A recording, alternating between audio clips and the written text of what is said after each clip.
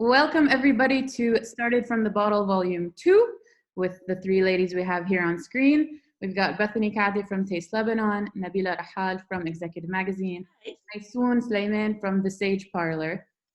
These three ladies are involved in hospitality and tourism, but in different industries in a sense, or different backgrounds. Bethany leads tours across Lebanon, bespoke tours, so small groups, taking them to small producers, it's all very curated in a sense where you actually get a taste of something you probably won't be able to discover on your own. She's also a author of 2 cookbooks and a chef who frequently works with Greg Malouf, and she's currently in Dubai. Maysoon is the lady behind The Sage Parlor, which is a hip eatery in Mar Mukhayyel. You might have been to it before. They have a great brunch. She recently has been shifting The Sage Parlor's offerings to be a bit more local, and we'll get into that a lot and see how she's coping with Corona and with the economic crisis and how this is shifting these different aspects of hospitality and tourism.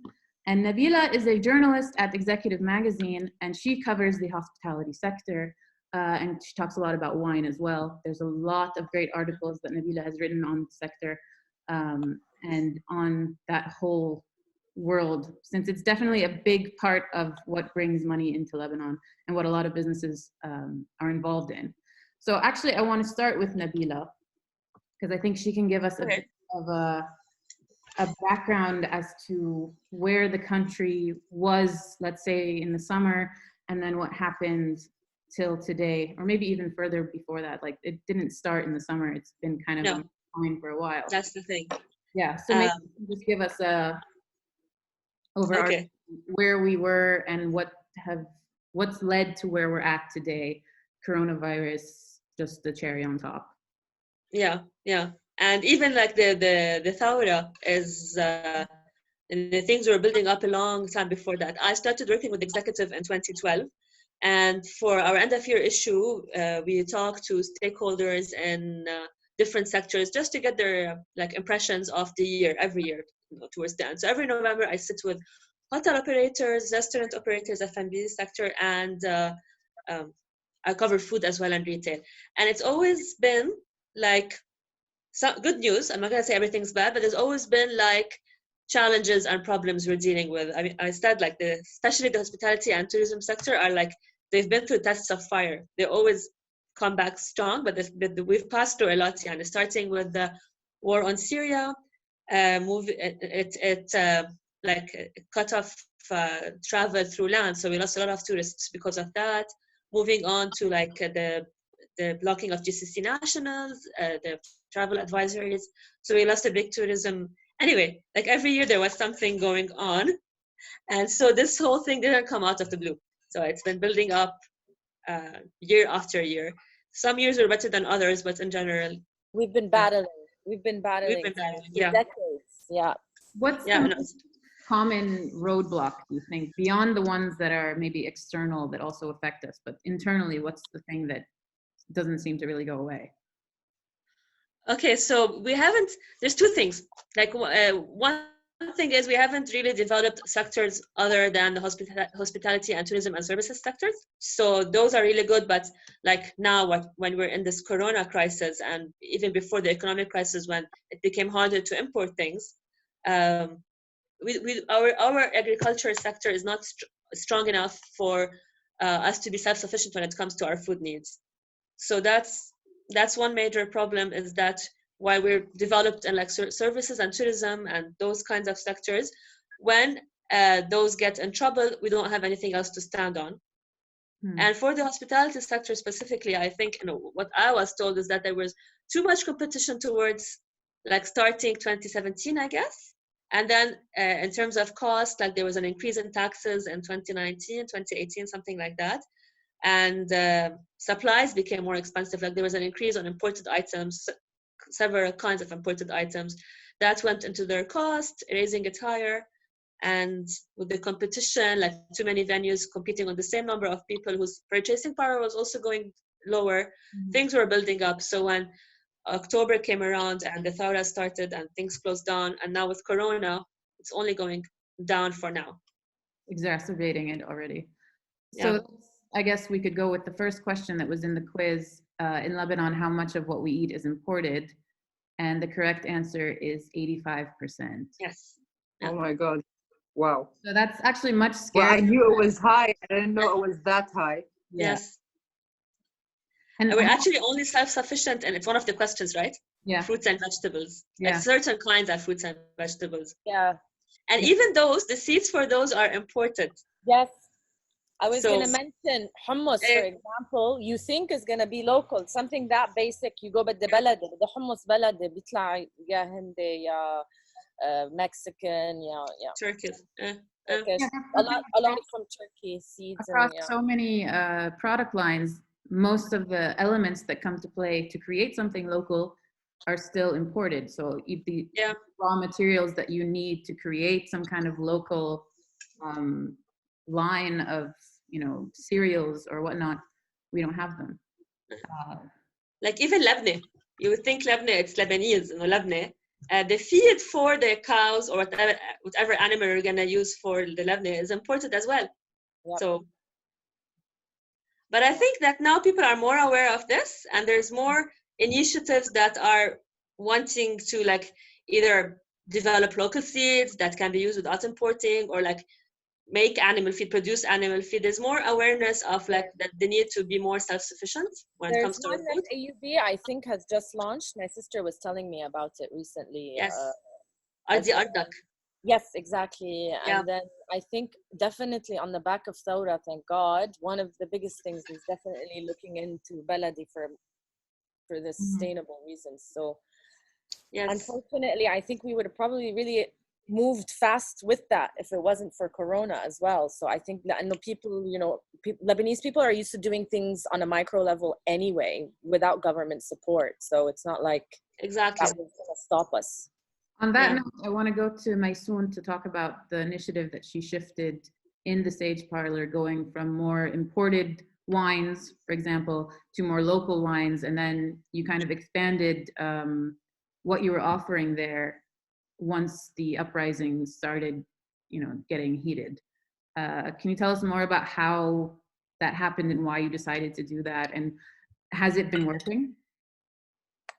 Yeah, so basically, we've been monitoring, of course, like we must at the parlor, the whole team, we always monitor what's going on in the country. And just as Nabila said, we've already projected and seen this coming.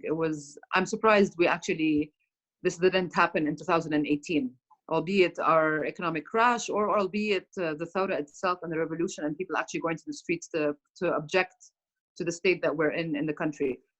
So the thing is, by the time I was in summer, we actually, well, thankfully, it was a relatively good summer in terms of tourism this year, for example, in specific. And I think that actually really helped us a lot because our purchasing power on the local scale was diminishing already since the summer. And the dollar was behind very closed doors already, was starting to shake its ground. So tourists really are what compensated for the diminishing average check that started already in the summer. By the time the revolution started in October, we already knew from September that there was an issue that's going to come across with the dollar. The Thawra happened at that point in October. And by the first week of November, we started to project that everything all the prices are going to increase and things aren't going to be the same again. So from this perspective and from this analysis, we went and we started proceeding to immediately switch all our suppliers to local suppliers as much as we can. The thing is, let's say the majority of F&B restaurants before, or some hospitality sectors, our consumer is really used to imports. And I'm really shocked to say, I knew it was a high percentage. I didn't know it was 80%, but it goes to show you, I mean, this figure is it's an indicator. It's an indicator that the consumer is used to imported products and automatically is used to having this standard in every single restaurant or any hospitality outlet that they go to. So anyways, so basically on the 1st of November, we just decided that we should really switch as much as we can to local ingredients. There's a lot of things that we managed to switch and we were fine with. So, and some suppliers were very supportive and some suppliers were very understanding. So they didn't really automatically shoot up their prices, even though we know for a fact that, for example, the goat cheese that we get that is locally made, the supplier firsthand told us on the phone, because we have a very good relationship with him, and told us basically about the issue about the feed being imported. There was one day we woke up, so basically it was from October 17 up until the 1st of November. Day by day, we were getting phone calls of prices changing or things are being shuffled on the supplier level. So it was already happening. So, for example, my supplier of eggs, for example, and things, as you mentioned, Farah, we're a breakfast brunch place at Score. We do serve food all day. We have dinner, of course. But I mean, the eggs consumption that we have at the parlor is massive. So when the supplier calls me and he has a price change in one day out of nowhere, the first thing I did was call and be like, excuse me, we're talking about eggs here. I mean, like, it's the basic. And then he explained to me basically the feed, and he explained to me, and he's organic, but well, they still have natural vaccinations, and there's a vet bill that they have to pay, there's feed that they have to get. So even when it comes to cheese, like Lebanese goat cheese, Mazi, Baladi, or Kilshi, everything started, all the prices started to change from November. So we just started switching. As much as we could, we switched to some suppliers that were a little bit more understanding, or maybe had leeway to still hold their old prices. And that's in November. When it comes to the wines, and let's go into that in specific, it's a very interesting case that we faced. Our wine list was 95% imported, as the majority of the restaurants in Lebanon. There are some restaurants in Lebanon or some hotels, conceptually, they actually do serve local wines. Yeah. When it comes to the majority of us, more or less, it was just in the back of our minds. We do know that we have amazing wines, but maybe a lot of boutique wineries weren't really highlighted, or maybe some of us didn't even know about them, or we didn't even think of exploring them, so to speak. So when we were looking at our menu back then, and we had to re-engineer it all over again, and we actually re-engineered our menu up until today, we're doing all the work again. We've done this already 4 times. So things are changing. That's the flies. So many times. We change our menu usually 6 months, every 6 months. So it's twice a year. We already changed it in the past 6 months 3 times. And we're coming up with a second change, which we prepared already before the lockdown, and we didn't go to print for our menus, and now I have to change again. And this is according to like the raw ingredients that you're being able to find? Exactly. So when we were doing our engineering the first time, so to speak, back then, we just saw that the majority of our bulk, let's say, there was a very big chunk going to imports, which is basically our wines. So we got in touch with our local partners, which we're very proud to work with, and he supplies us with a 100% Lebanese local wine list. And the thing is, we're very proud is that we actually made sure that we went into the effort to be able to really give our guests a new experience, or to introduce to them something new. We made sure that every single wine bottle is as niche and as low-key as possible, to first and foremost encourage those boutique wineries to expand their volumes, and at the same time to actually showcase to the guests that look at what beautiful wines our country has to offer. We're discovering them with the guests together, and the feedback has been absolutely fabulous. Because the thing is that we go to every single table, and we have to explain the changes or the issues that we've been facing. A lot of them have been very understanding. I mean, they're living the situation with us, obviously. And the majority of the feedback was like, wow, that's amazing, bravo, why didn't we think about this before? You're right, why don't we drink more local wines? Why don't we even bother buying imported wines? So a lot of them were just like, it was always in the back of our minds, but we never really thought of doing that. So we switched, and our guests are amazing. I mean, it's better prices, it's more competitive, the wines are incredible. But we do have to acknowledge something, and that's, I think, what Nabila was talking about earlier, is that our economy is import dependent.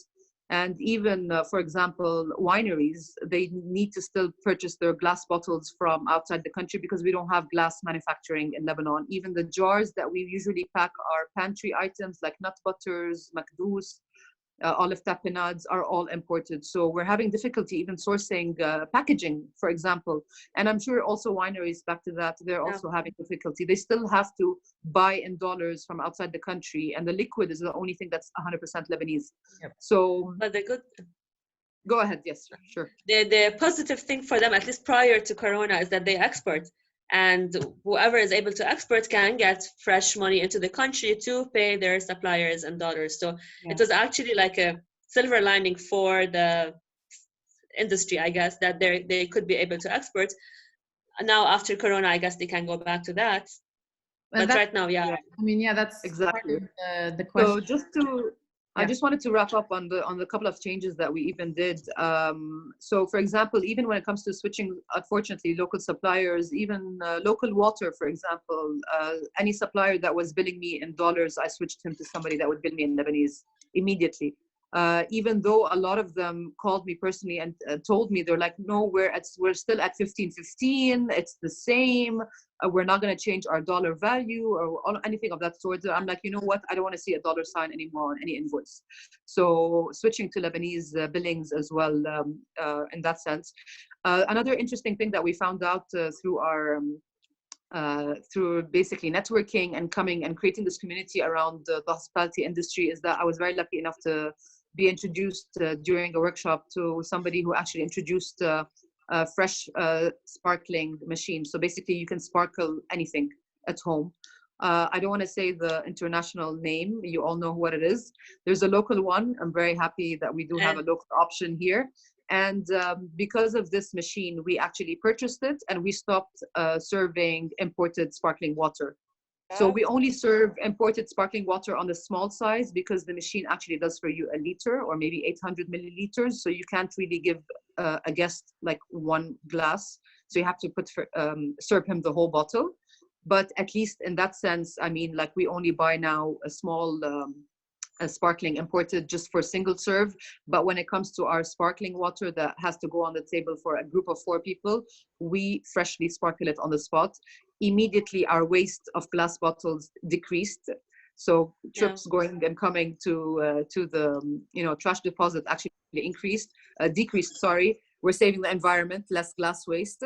And we're using a little machine. And the thing is, the canisters are refillable. So every week we have the person in charge pass by, take the old empty bottles and give us freshly filled CO2 bottles. So even something as small as a change in a water bottle really helped us a lot, let alone the wines and so many other things.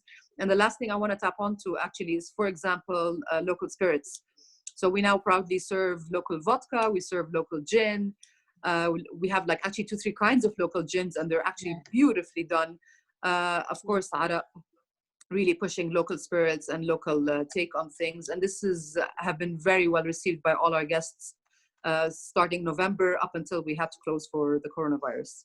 Which category do you feel was the hardest maybe in finding some kind of alternative?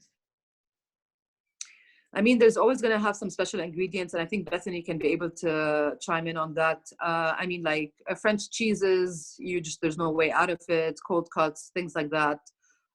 Really, really niche products, there's just no way out of it. And then there are some things that you just need to buy imported. So, for example, butter.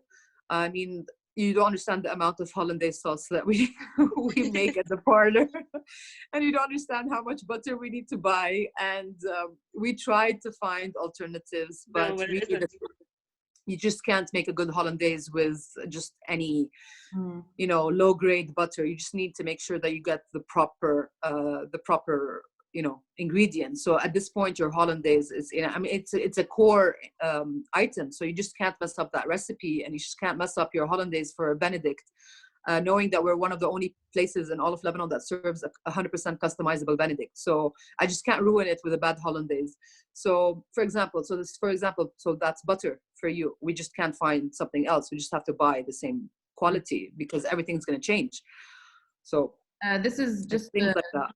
To mention the question of what's happening to the prices of goods in Lebanon, and the answer is actually that both are increasing in cost, or in price, sorry, and that's because of the cost of these products. So obviously the imports will be going up because of the cost to bring them to the country and having to pay in dollar, etc. So that people can kind of understand, but a lot of people are struggling with why local products are also increasing, and that's mainly due to the cost of, operating costs are going up, raw materials are still imported.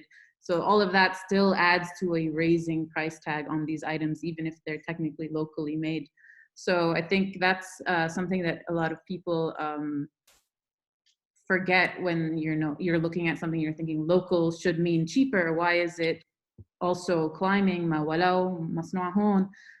yeah. But it's still cheaper than the imported. Yeah. Yeah. For the most Definitely, part. definitely better for the most part. They But I did, mean, like, but the prices were going up too as soon as, you know, the whole soda kicked off. But obviously, because it's really because of the economic crisis that was Yeah. Yeah. developing well before. Exactly. Yeah, you notice the prices were just kind of, you're like, why is it going up? And yeah, we had to come to understand that it's actually because a lot of the times it's because of the raw materials that they're still having to import and using dollars based on what was going on. So And the thing is, we can, if we had a better national plan for agriculture, we could have been able to produce at least some of those things. Yeah. I mean, 100%. we had the glass factory in Lebanon for packaging. It closed down a couple of years ago because they wouldn't subsidize its electricity bill, and it wasn't Yep. worth it anymore. Yeah, and whatever other factories we had were lost in the war in 2006. So Yeah. Exactly. a lot of Yeah. things working against us in that sense. But I want to go to Bethany to talk about the tours and the tourism aspect of, you know, the food industry here. How has it been affected as of, let's say, since Thawra up until now? Corona obviously affecting that, since we don't have, you know, our airport is closed, so we don't have this influx of people. How are you adapting to that? But then also, because you showcase these smaller producers, these, you know, undiscovered gems across the country, are they at risk right now because of what's happening, this economic crisis, and then Corona and all of these things on top? How does that affect the people that you usually highlight and showcase? And, you know, how does that therefore affect Taste Lebanon? Yeah, so I'll tell you, in terms of Taste Lebanon, with we were on fire. So it's been going on. Taste Lebanon has been going on since 2008, and it's kind of hiccuped based on the political situation. Again, security. That's one of the biggest battles I have to deal with talking to foreigners and media abroad. Is always trying to tell them Lebanon is actually a very safe country. Do come, etc. And then you have the Thawra full blown in October, and obviously we went 80% cancellations within like a couple of days, and then the rest of the tours were just kind of like, you know, last minute, like, hey, we're just not going to come anymore, it's still going on. So you know what we did was, then the first thing was for me to think, okay, we got to do damage control very quickly. There's no reason why people can't come to the country still. So we set up something called Lebanon Collective, which was essentially to do an independent tourism board, talk to the media, do a sort of campaign telling people what is exactly going on, what is this Thawra. It's overwhelmingly peaceful, and it has been overwhelmingly peaceful. And yeah, try to keep people to come. But I'll tell you, we kind of started picking up, and it wasn't necessarily directly because of the campaign. I think people genuinely, the way they think about travel now, it's experiential and it's to support local markets. So a lot of people still wanted to come to Lebanon because the people that come to Lebanon anyway, they're already adventurous. So they're already the type of traveler that's not going to be swayed by something like that. In fact, they're going to want to come and they want to learn about the culture a lot more, and they want to understand why this is happening, and they want to tell their friends that they were there during that time.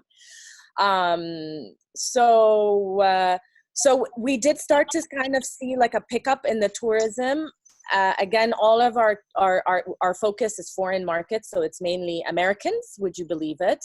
And also we get a lot of Europeans, and also a lot of people from like Asians. So like one of the things that we started noticing is like March was looking really good. April was looking really good again. No way. Okay, it's kind of like December picked up again, and then boom, January came, and then the whole Corona thing. And then, I mean, we stopped replying when people were like canceling. We're like, no, really?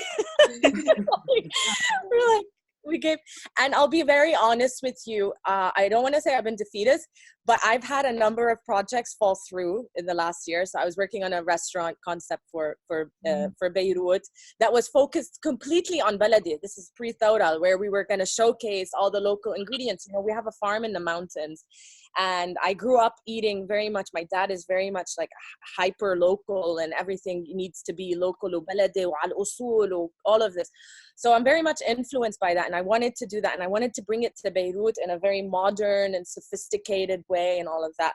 That fell through immediately on October 17th. We had raised half the funding for that. Done the design, planned everything, ready to go. We're going to sign the contract. So there was that. Then there was, so by the time Corona came around, I was like, I give up. Because, but with the whole thing, with the whole situation and knowing what was happening with the Thawra, I was looking at, okay, maybe picking up more of my catering jobs that I do as a chef internationally. So I was like, okay, I'll do more catering jobs, which I love to travel, but I love being in Lebanon, and I love getting in the car, and I just love nothing more than just driving around and going to meet all the different producers and seeing all the amazing, every day you discover something new on the road. So yeah, it was one thing after the other. So I have just kind of decided in the last month and a half that I'm actually not going to try and do anything or think about anything or solve anything, or I'm just going to just accept it. And I think the year is canceled. I totally understand you. Totally canceled. And I'm just kind of like, that's it. I'm gonna wait for these chips to stop falling. Surrender. There's nothing I can do. So when you ask me about the producers, one of the things that we wanted to launch under the Lebanon Collective, so what we did was create these sort of campaigns. One of them was to promote hiring Lebanese talent, so that the dollar was still coming in. And there was another, so we were doing that. We were doing like Invest in Lebanon, which would be invest in these small producers and help support their micro businesses. And that was all through GoFundMe. But to be honest with you, also currently, there's just so many bigger priorities of like funding people that need food on their table.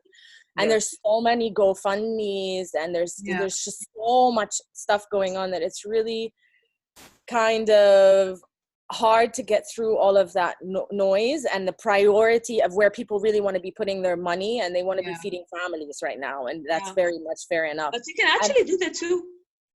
Sorry. Yes. Yeah, totally. That's what Arctic is doing.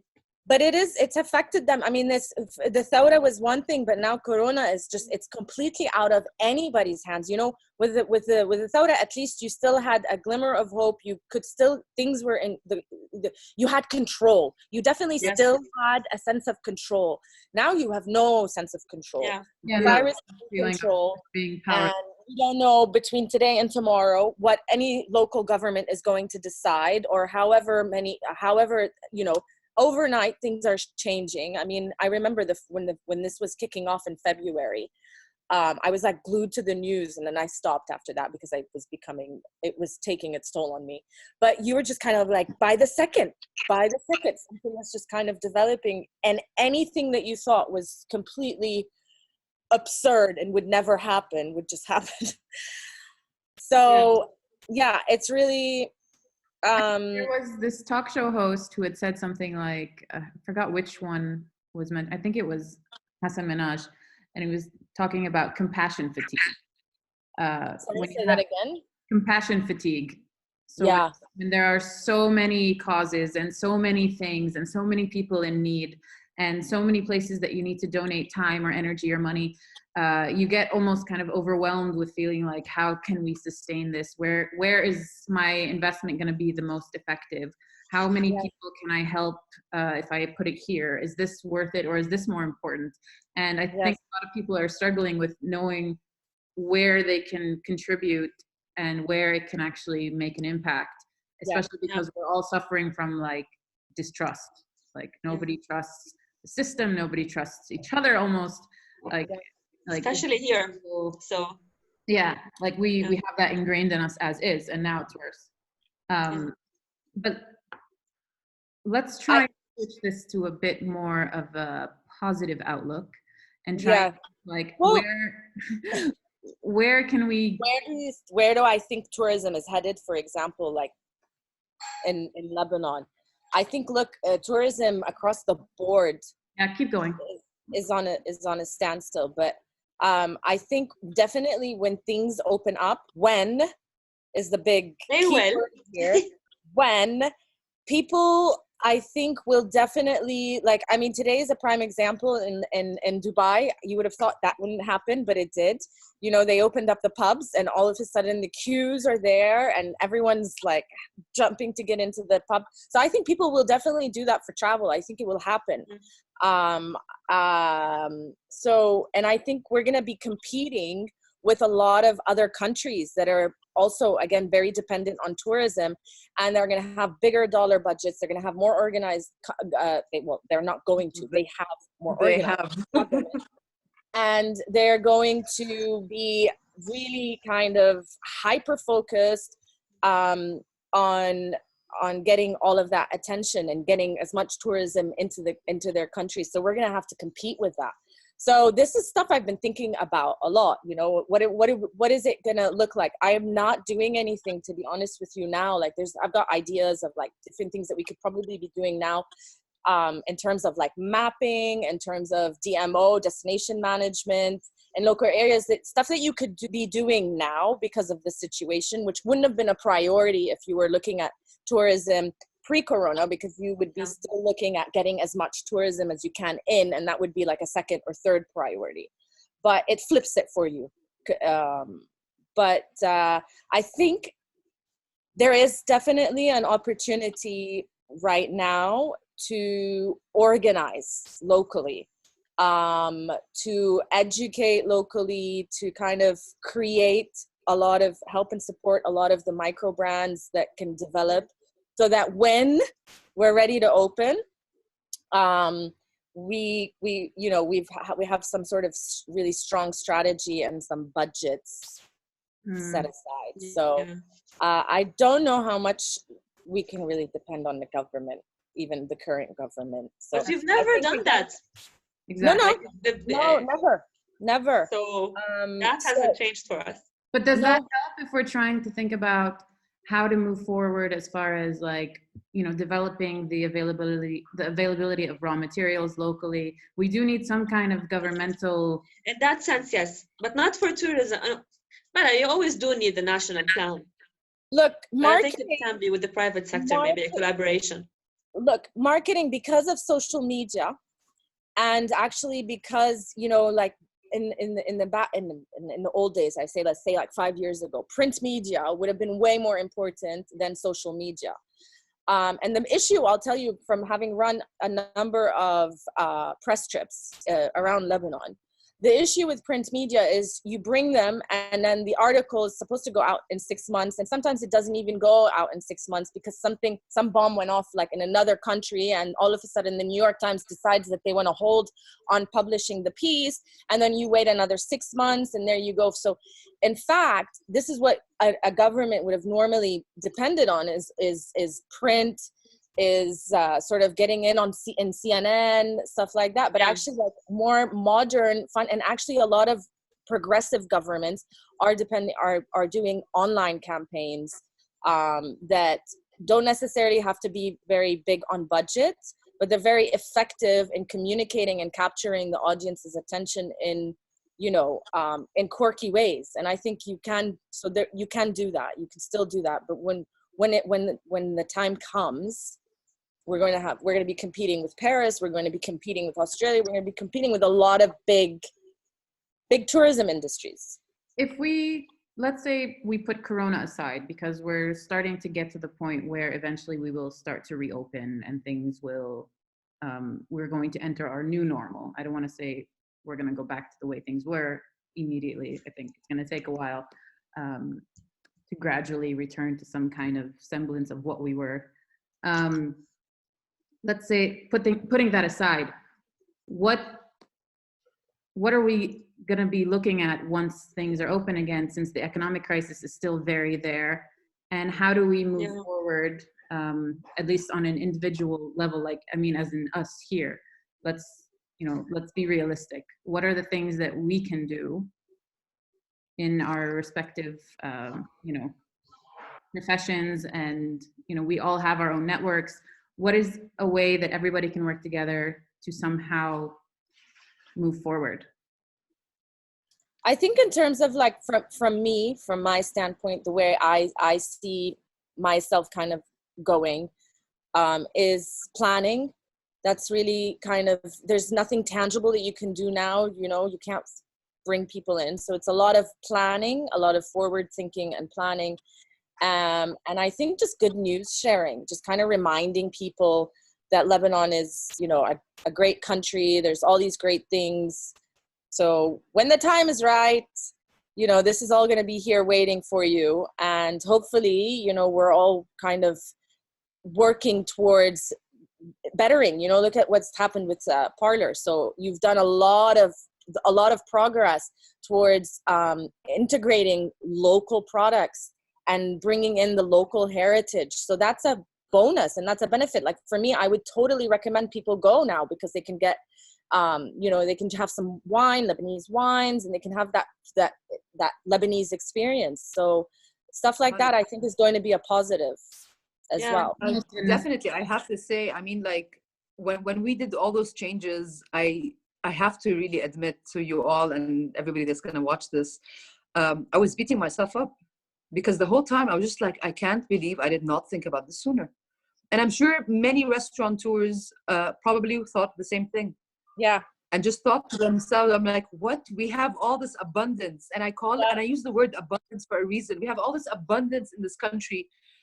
And exactly. I think we were too eager on pleasing what our consumer on a general level is used to and what is used to and comfortable with, that we really forgot that we can be able to introduce so many beautiful new things to them or remind them in the back of their mind, because probably every single person would, walk into their villages or go up the mountains and they see all that abundance that we have, or innovations or new ideas or technology or whatever it may be, and we just have them in our backyards.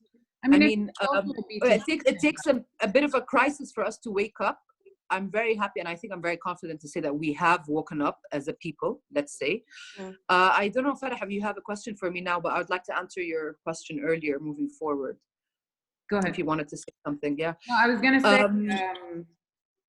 I was going to say just that I feel like it's also a B2B thing, as far as distributors are also, they make restaurants and, bars and whatnot very dependent on what they offer, and it's just easier to go to them.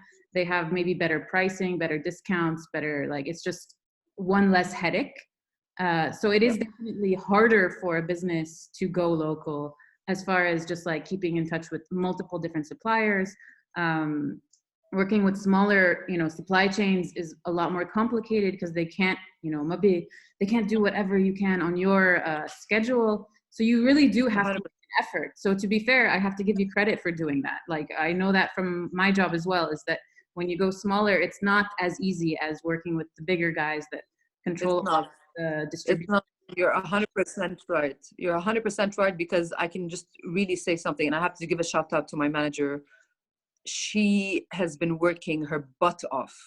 I think double and triple the effort, and myself included, and my chefs and the whole team, triple the effort since October till the day, now before the Corona closing, because now we have so many suppliers to deal with. And that's exactly, it is a headache, but now we know that it is definitely something that's worth investing our time in, because the value is there. I mean, be it financially or morally or ethically or, nationalistically, that we're here to support the country and the people and all their produce and their ideas. I mean, like, even, for example, something as simple as sparkling your own water and not buying an imported water. So I just take my regular local water, put it in that machine, and just sparkle it. And I'm done. And I have no reason to actually go to the supermarket and pick up that bottle anymore. So, I mean, thank you for this person who actually thought of bringing this technology here. Something as simple as that.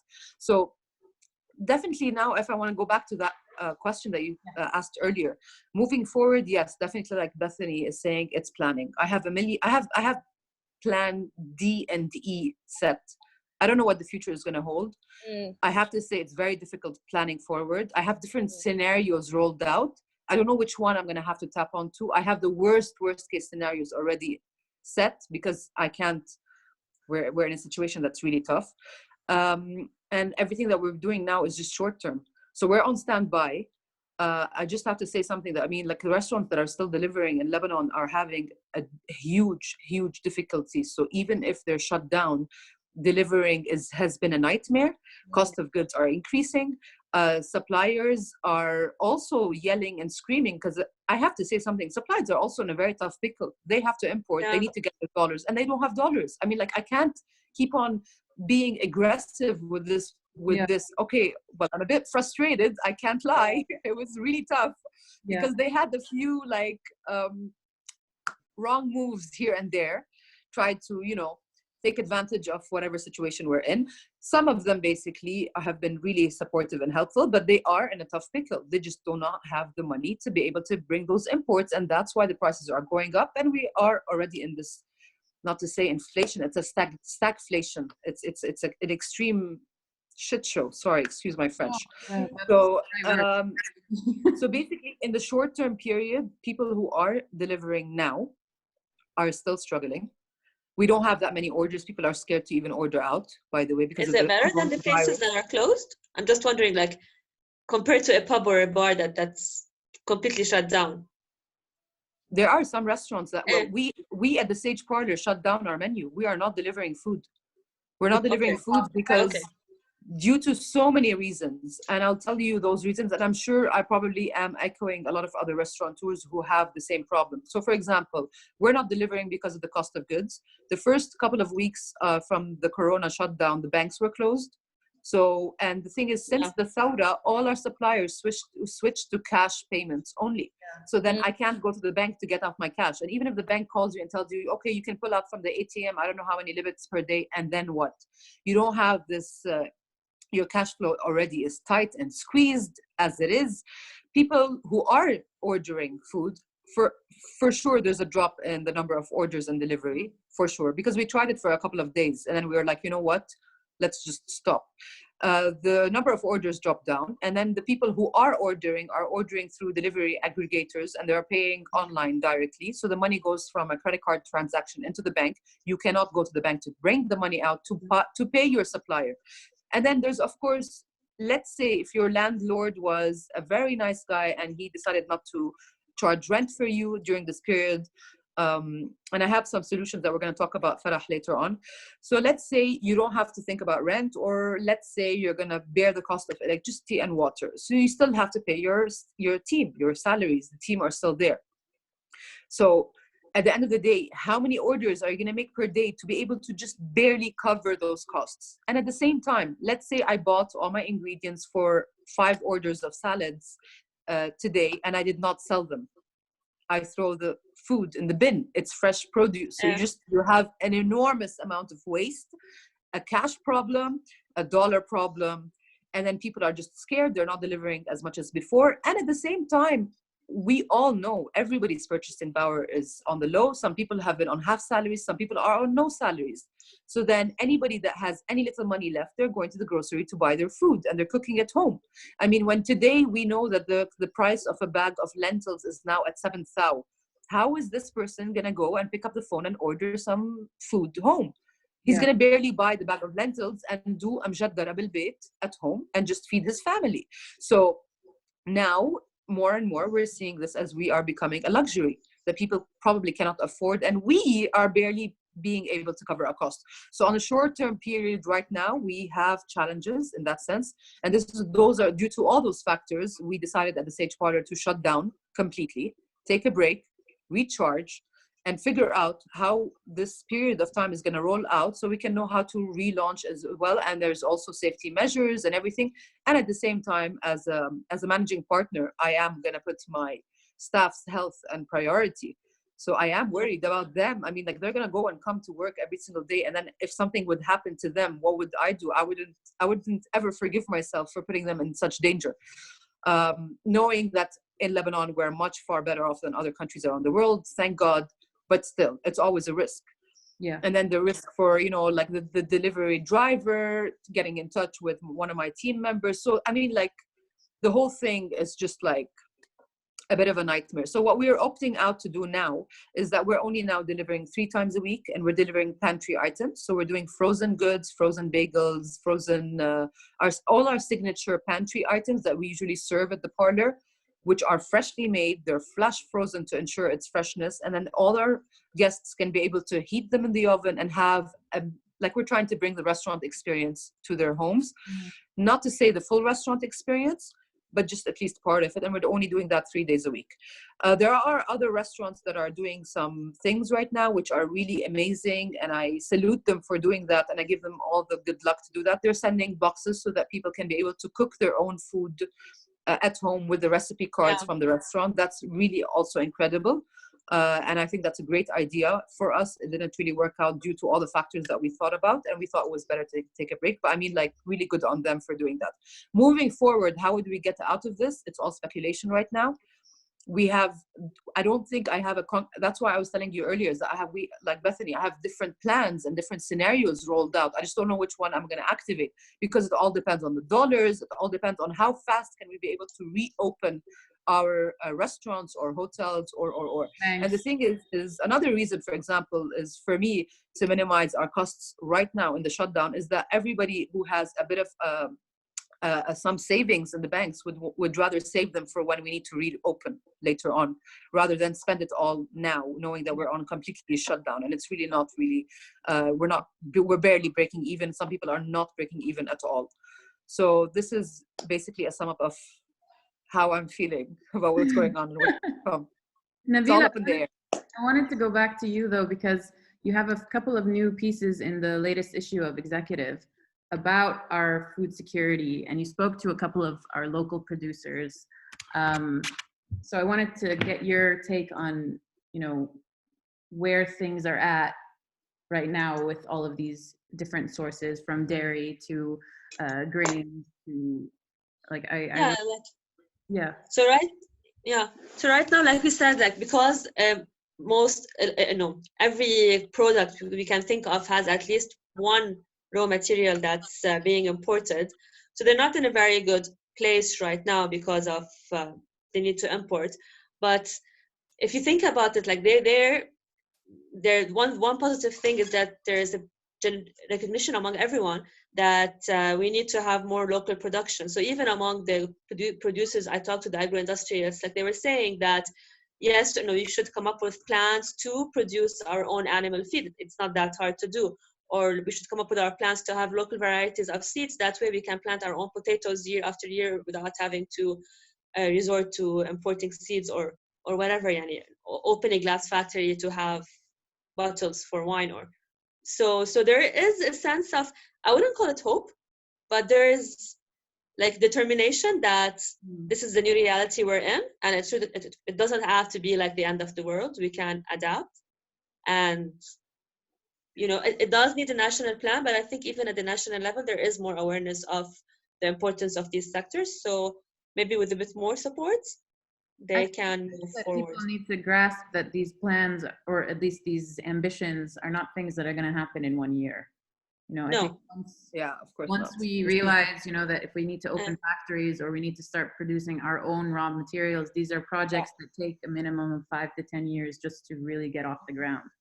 Yes, and I do hope that it won't be forgotten, like after the crisis and after things get back to semi-normal. I do hope that we won't forget this period and that we'll build upon it. I think I wanted to say for sure, definitely. How quickly it rolls out, like Farah said, I think is another thing. But I think for sure, look, the fire has been definitely, ignited. Yeah. I don't see people like forgetting it. I think, I think it's very, that's one area I see in a very hugely positive light, actually. Yeah. You mean and even for the consumer, I mean, now that consumers don't have choices of getting imported goods, they're rediscovering local stuff. Like for the wine, Lebanese had a bit of a sense of a snobbery of wanting to only drink foreign wines and thinking that Lebanese wines are not good. But now that they're not gonna pay ×3 for that bottle of wine if they can get it, they've discovered that we do actually have great wines. And same for our food. Like like you said, Bethany, and no, Yeah. they remember and they appreciate our local food. And that's So and I think, you know, it's gonna excite a lot of producers and people that were thinking about maybe starting their own little concepts and things like that. I think it's definitely going to be that sort of little bit of, yeah. So, you know, you don't know how many people are in Corona times now testing all their really cool, like, local baladi ideas.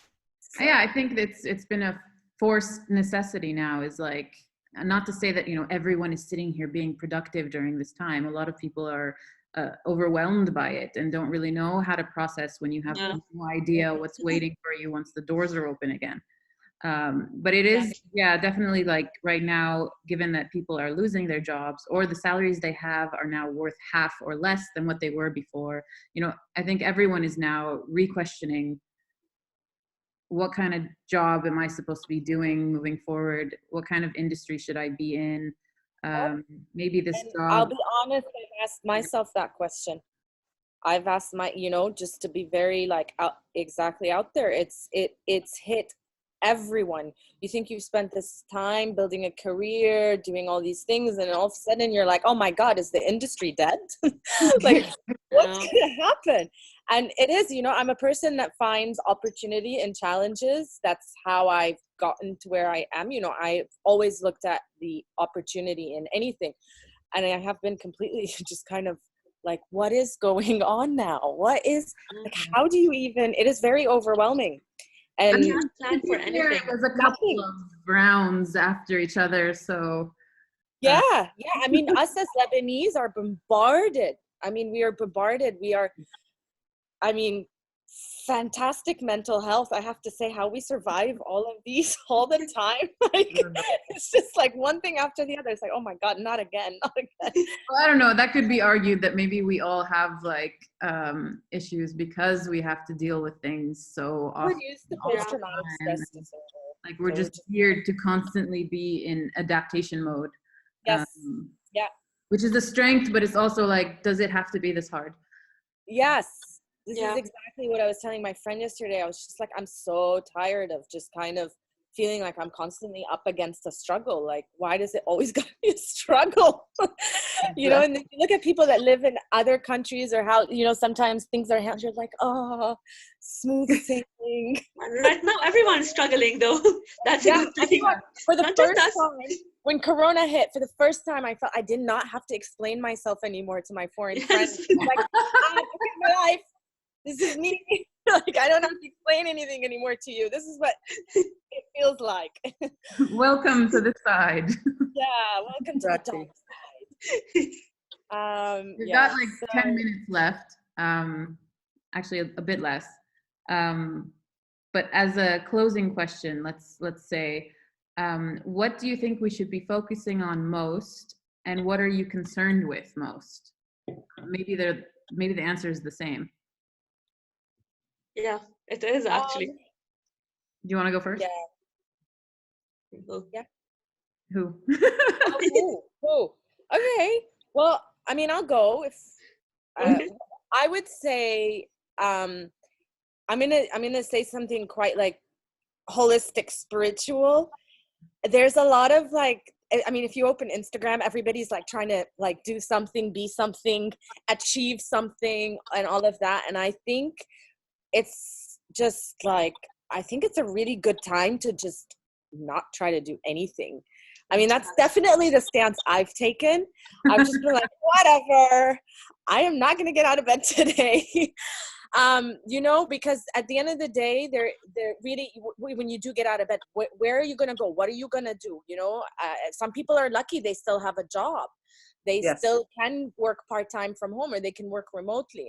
And people, like, for example, me, you know, I could be online doing videos of recipes, but that's not where I'm just not there. And I think that's okay. And I think, you know, that's probably sometimes when you just kind of stop and stop trying to, like, achieve or prove something. Sometimes some of the best ideas and some of the kind of opportunities and the challenges sort of reveal themselves. So just my kind of 2 cents in there. I've begun getting off of Instagram is very helpful as well. It's like I think this period really showed everybody how much we've like ingrained this feeling of we need to always be achieving and doing and working. Yes. And, I mean, this, Yeah. I sound like I'm a hypocrite because I've been pumping stuff out every day, but but that's where you're at. That's cool, you know? it gives me structure. I think that's why like, it's Yeah. just something that I get it. need to do, I guess. Yeah. But like, yeah, there is that aspect of we need to realize maybe that we don't have to constantly be on a screen or you know, being productive just because we have, you know, a spare 15 minutes. Who wanted to go next? I'll go. It's been hard for me because I'm the kind of person who always likes to have a plan and know what's going to happen. And I had like a couple of things going on and they completely stopped because of this. So I'm trying to learn to meditate and to take things easy, like you were saying, but this is really hard for me. So, yeah. But the good thing is I still have our work hasn't decreased. Like we moved to online platforms, so we're pumping out even more articles than before. So that keeps me busy and not thinking. But otherwise, yeah, thinking a lot because of what your work entails. Yeah, and it's kind of depressing of what my work entails. Yeah, you have to face reality constantly. You know, exactly. Yeah. So meditation, I'll pick it up at some meditation, that's good actually. So I used to do that a lot before. I used to meditate and do yoga a lot before when I was in my normal full mode schedule, you know, la fuq rasi and all of that. Now but now I just can't sit still. I'm just being me. I'm just like Bethany. I'm like, whatever. Yeah. I want to do nothing. Yeah. Okay, I have to admit, I do have a couple of productive days, and I'm sure Bethany, you do too as well. Totally, yeah. Nabila, يعطيك العافية, لأنه I'm sure your work has been on the rise.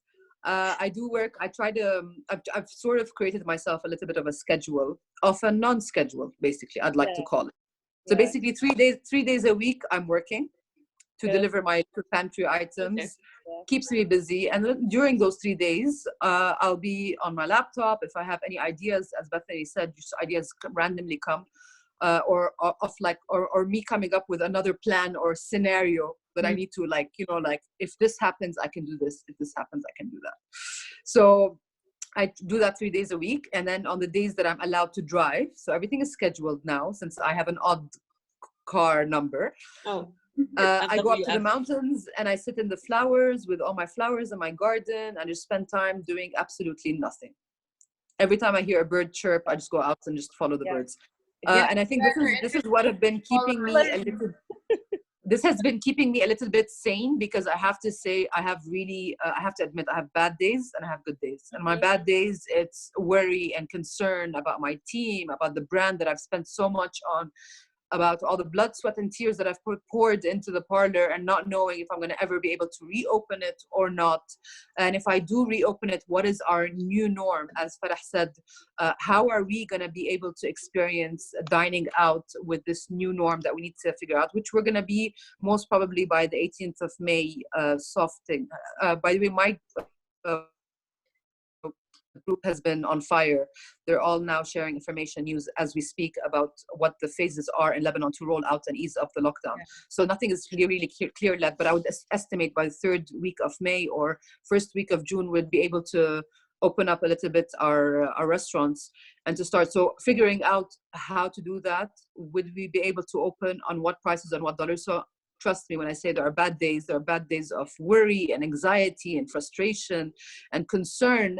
And the most important thing that we're concerned about, and I speak maybe this about all of, I speak this on the behalf of all the restaurants that we're in touch with. We've created a little bit of a community. That's a silver lining. So we're all in touch now, trying to work together, which is, will we get governmental support or not? Because if we don't have a law that's there to actually ease all our pains, and I'm talking not about only the hospitality industry, I'm talking about all of us. I mean, like somebody who's paying rent to live in their houses, how would they be able to pay rent this month? Did they pay? Did the landlord be aggressive with them? Or are they helpful? I mean, we need to have some form of governance on how to ease this period of time. I mean, like we're now in the second quarter of the year. We should be paying our VAT, value added taxes. How?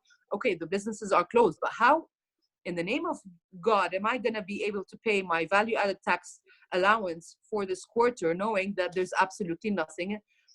No business whatsoever. And I'm sure every single business owner on all levels, not only on the hospitality level, have this concern and this mind. And this is one of the reasons why, at least in our hospitality sector, I think some of you have known about this. We launched an online petition in collaboration with the Syndicate of Restaurants, SaveLebaneseHospitality.com, and we're just getting people to sign our petition because the president of the syndicate has really been active, working very hard with the ministries to actually get our voices as owners heard, telling them that all those jobs are not going to come back. All those places are going to potentially close down if we don't get support immediately.